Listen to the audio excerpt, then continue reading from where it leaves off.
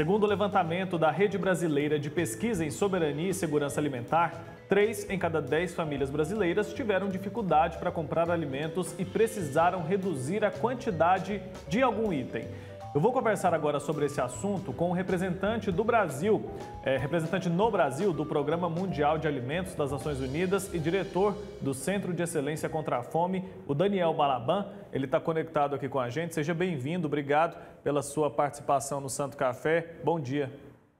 Bom dia, é sempre um prazer conversar com vocês. Queria que o senhor começasse avaliando essa situação. A gente pode dizer que a realidade aqui no nosso país piorou nos últimos anos? Infelizmente, não é algo que nós gostamos de falar, mas a realidade piorou. No Brasil, ele foi, durante muito tempo, um país exemplo no combate à fome, no combate à insegurança alimentar e nutricional. E, infelizmente, nos últimos 5, 6 anos, o país voltou àquele mesmo patamar do final do século passado, com muita gente, como a própria reportagem mostrou, mais de 33 milhões de pessoas que agora, nesse momento, não têm café da manhã, não têm alimentos para si e para sua família. E isso é uma situação extremamente dura, né? Como mostrou a reportagem, porque as pessoas se sentem culpadas até pela situação. Elas não são culpadas, elas são vítimas de uma situação criada pelo próprio país. O que pode justificar, então, esse retrocesso tão grande? As políticas públicas, todos os países que tentam acabar com a insegurança alimentar e nutricional, com a fome, eles têm que fazer através de políticas públicas consolidadas e duradouras. O Brasil começou a fazer essas políticas públicas, muitas das políticas públicas brasileiras ainda serviram até de exemplo para outros países estão hoje fazendo políticas que foram iniciadas aqui no Brasil, mas infelizmente o país achou que já tinha resolvido, e essa questão nunca está resolvida. Ela tem que ser sempre através de políticas perenes, com continuidade. Então, quando achou que tinham outros problemas pela frente, né, crises econômicas, crise política, e parou de investir em políticas de proteção social, em políticas de fomento à agricultura familiar, em políticas de segurança alimentar e nutricional, isso fez com que voltasse, né, o crescente número de pessoas abaixo da linha da pobreza e que não tem condições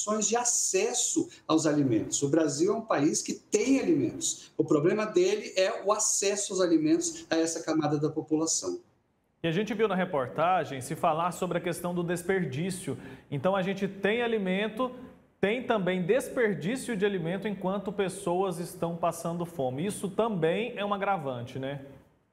Exatamente, o Brasil está entre os países que mais desperdiçam alimentos no mundo, é bom que a gente fale isso. São 26 milhões de toneladas de alimentos que todos os anos são desperdiçadas, são perdidas. E quando a gente fala de desperdício de alimento, nós temos que lembrar que para produzir o alimento foi utilizada terra, foi utilizada água, foi utilizado o trabalho humano, foi utilizada energia, tudo isso vai para a lata do lixo quando a gente joga 26 milhões de toneladas. Só para vocês terem uma ideia, essa quantidade de alimentos que o Brasil desperdiça daria para alimentar toda a população de uma maneira tranquila, com 3 refeições ao dia e ainda sobraria alimentos. Então, isso é algo que nós não podemos mais aceitar nos dias de hoje, que a gente desperdice tanto alimento num país com tanta gente precisando.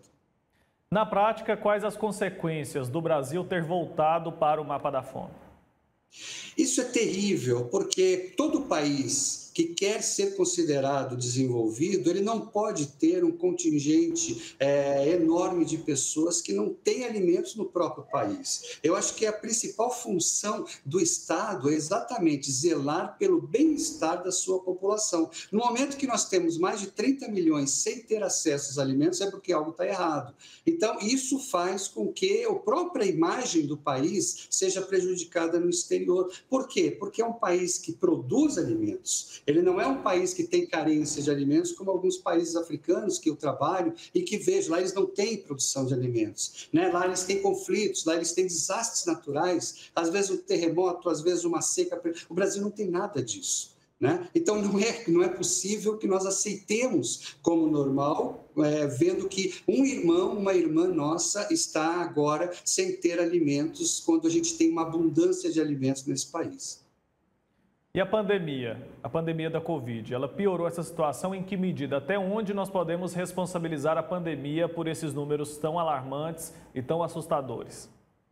É importante que se diga que a pandemia ela não é a causadora desse processo. Mesmo se não tivéssemos pandemia, nós teríamos, né, uma quantidade enorme de pessoas nessa situação, porque isso é um problema econômico que já vinha antes da pandemia. Logicamente que a pandemia agravou esse problema, né, e acabou mostrando ele nua e cruamente a situação do país. Agora, nós já estamos saindo da pandemia e nós ainda vamos levar um bom tempo para podermos voltar ao patamar que o Brasil tinha no início desse século. Mas, para isso, nós temos que voltar a investir em políticas públicas, né? E aí eu falo, sejam municípios, estados, governo federal, Congresso, né? Todos os entes federados têm que se unir para fazer políticas públicas, para fazer com que essa população volte à cidadania e saia desse patamar que eles se encontram hoje. Eu sempre gosto de dizer, é muito melhor você investir na prevenção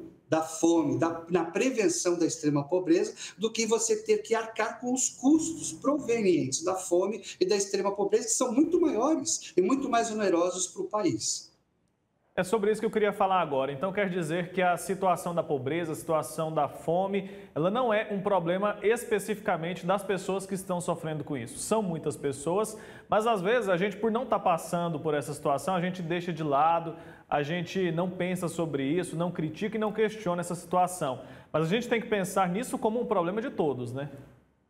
Exatamente. A gente tem que parar de julgar o próximo. A gente tem que parar de achar porque a pessoa está nessa situação, ela não trabalha, ela não quer trabalhar. Todas as pessoas passam por problemas durante a vida. Se nós estivéssemos no lugar dessa pessoa que está agora com os problemas que a própria reportagem mostrou, poderia estar numa situação muito pior. A gente tem que parar de julgar. Ao invés de nós julgarmos o próximo, vamos nos colocar no lugar do próximo e vamos pensar como que nós reagiríamos se nós estivéssemos com uma situação como essa. Então, para isso, nós temos que começar a ajudar uns aos outros, parar de culpar. As pessoas não são culpadas.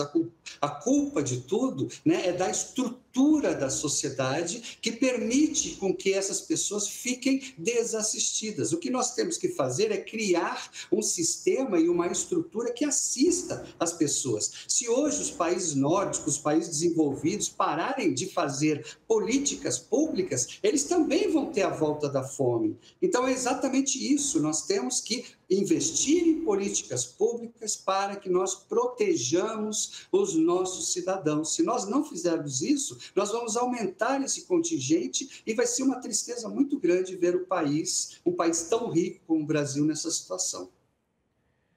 Não quero entrar aqui em discussão política, mas recentemente o ministro da Economia, Paulo Guedes, disse que não existe fome para valer no Brasil por causa do Auxílio Brasil, aquele benefício de R$600. O presidente já falou isso também. Isso mostra uma realidade na cabeça deles descolada da realidade que a gente vê no dia a dia das pessoas. Isso também representa um problema e pode ser um dos motivos para que tanta gente esteja vivendo essa realidade, a falta de sensibilidade e a falta dos governantes, das autoridades entenderem qual é de fato a realidade do povo? Algo que eu aprendi na minha vida é que nós só podemos resolver um problema quando a gente sabe que existe o problema.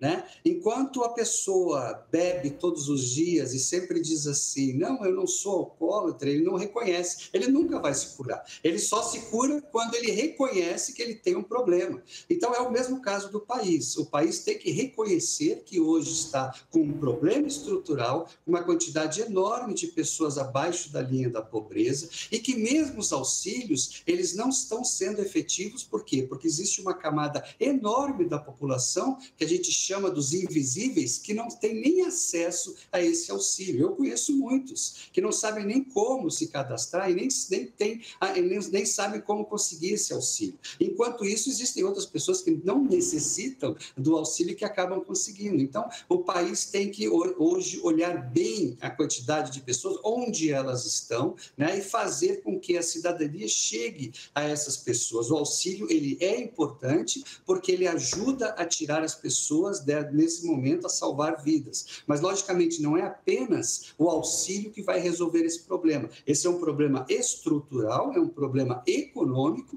que tem que fazer com que existam mais empregos, mais recursos para aquelas pessoas que queiram colocar um pequeno negócio. Então, até isso, a pessoa quer colocar um pequeno negócio que custa R$2.000 para comprar uma maquininha e não tem, porque os bancos não emprestam para quem não tem garantias, para quem não mostra garantias. Então, isso é outra dificuldade. Tem que criar soluções para que as pessoas possam ter cursos profissionalizantes, possam empreender, possam ter mais emprego. É por aí que vai sair a solução para resolver os problemas do país. Tá certo. Daniel Balaban, representante no Brasil do Programa Mundial de Alimentos das Nações Unidas e diretor do Centro de Excelência contra a Fome. Muito obrigado pelo seu tempo aqui com a gente, por tratar com a gente sobre esse assunto tão importante que a gente precisa sim se atentar e falar sobre para a gente tentar mudar essa realidade aí. Até uma próxima oportunidade, viu? Muito obrigado.